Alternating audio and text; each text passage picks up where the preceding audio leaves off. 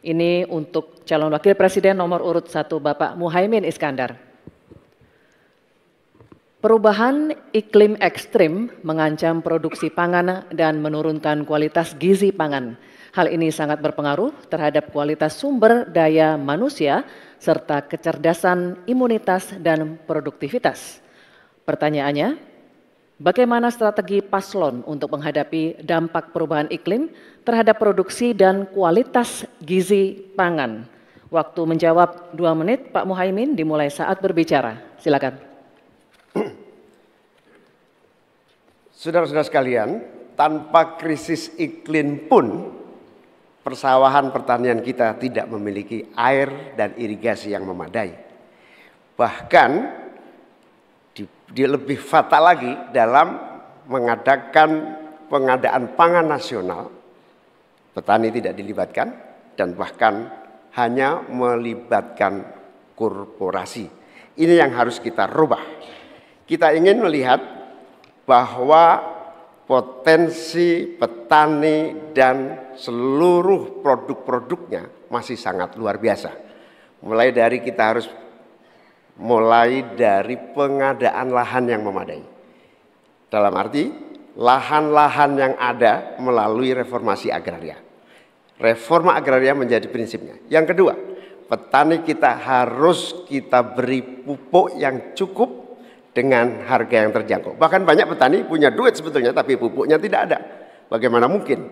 Yang kedua, potensi pupuk organik juga menjadi salah satu bagian penting agar produksi pertanian kita semakin berkualitas. Di sisi yang lain kita ingin program perlindungan gagal tanam gara-gara iklim juga kita berikan supaya petani kita aman, merasa aman dan yakin dengan produksinya. Pengembangan irigasi dan subsidi pupuk tidak bisa dielakkan. Tidak boleh kita melakukan pembiaran petani kita sehingga kita kekurangan pangan, petani kita tidak diberi kesempatan untuk mengisi kekurangan pangan itu. Kualitas pangan kita bergantung juga kemampuan kita memfasilitasi agar petani kita lebih produktif lagi. Dengan cara ini desa-desa kita libatkan untuk menjadi bagian dari satu kesatuan pengadaan pangan yang berkualitas, sekaligus kita hentikan untuk ketergantungan dari pangan di luar produksi kita sendiri. Baik, terima kasih. Selanjutnya kami persilakan calon wakil presiden nomor urut 2 Bapak Gibran Rakabuming Raka untuk menanggapi. Waktu Bapak 1 menit dimulai ketika Anda berbicara, silakan. Baik, terima kasih. Enak banget ya Gus ya, jawabnya sambil baca catatan tadi. Kuncinya di sini adalah ekstensifikasi dan intensifikasi lahan. Kemarin tahun lalu kita sudah bangun pabrik pupuk di Fak-Fak. Kuncinya untuk meningkatkan produktivitas ya kita harus genjot kawasan industri pupuk. Kita dekatkan pupuknya dengan lahan-lahan pertaniannya. Kuncinya pupuk dan pupuk harus didekatkan dengan lahan-lahan pertanian. Otomatis produktivitas akan meningkat. Dan jangan lupa mekanisasi.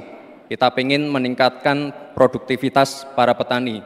Pakai RMU, pakai combine harvester, dan juga kita melibatkan generasi muda melalui smart farming. Pakai IoT untuk melihat pH tanah, keasaman tanah, kesuburan tanah, dan juga penggunaan drone untuk penyemprotan pestisida. Terima kasih.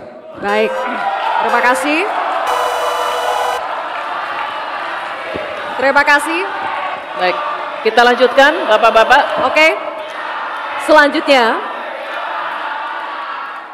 Kita lanjutkan ya Bapak Ibu.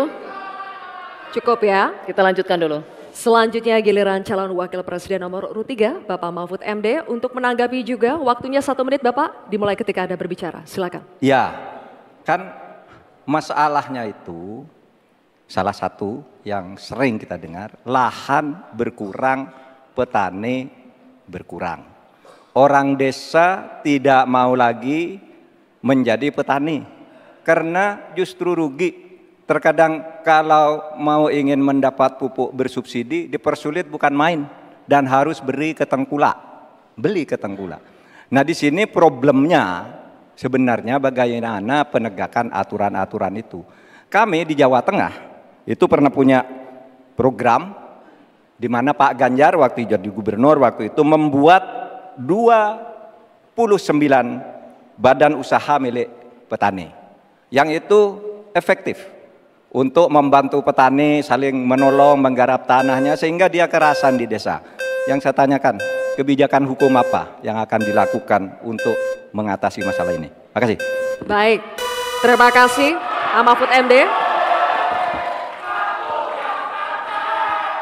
Cukup. Kita teruskan lagi ya. Kita lanjutkan dulu ya. Kita teruskan Kita lagi lanjutkan debatnya. Cukup.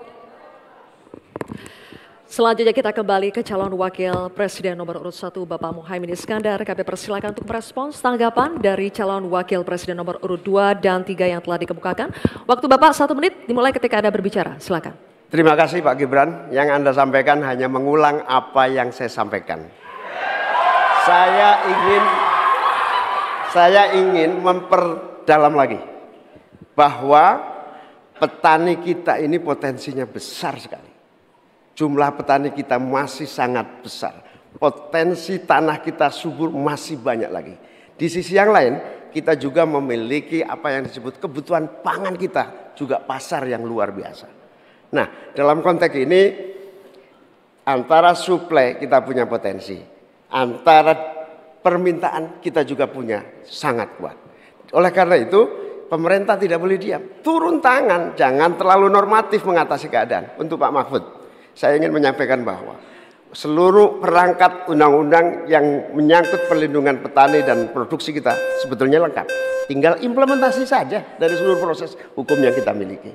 Kemauan politik, kesungguhan, tidak mengabaikan petani yang penting. Terima kasih Bapak Muhaimin, waktunya habis. Ya.